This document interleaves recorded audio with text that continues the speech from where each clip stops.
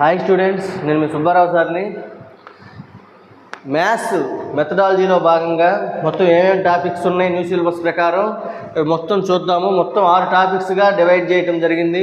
మొదటి టాపిక్ అనేది గణిత శాస్త్రం యొక్క స్వభావము, దాంట్లో ఉన్నటువంటి నిర్వచనాలు మొదటి టాపిక్గా ఇవ్వటం జరిగింది. రెండో టాపిక్గా గణిత శాస్త్ర బోధన లక్ష్యాలు, విలువలు, స్పష్టీకరణలు రెండవ టాపిక్గా ఇవ్వటం జరిగింది.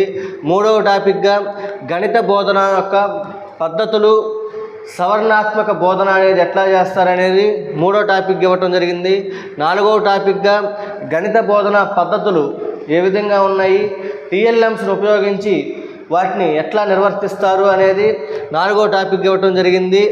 ఐదవ టాపిక్ విద్యా ప్రణాళిక, పాఠ్య పుస్తకాలు అంటే ఏంటి, పథక రచన అంటే ఏమిటి, ఇవన్నీ ఐదవ టాపిక్ ఇవ్వటం జరిగింది. ఆరవ టాపిక్గా మూల్యాంకనం అంటే ఏమిటి, నిరంతర సమగ్ర మూల్యాంకనం అంటే ఏమిటి అనేది ఆరవ టాపిక్గా ఇవ్వటం జరిగింది. ఇవన్నీ కూడాను పూర్తి స్థాయిలో మీరు తెలుసుకుంటారని చెప్పి మనస్ఫూర్తిగా భావిస్తున్నాను. జై భారత్.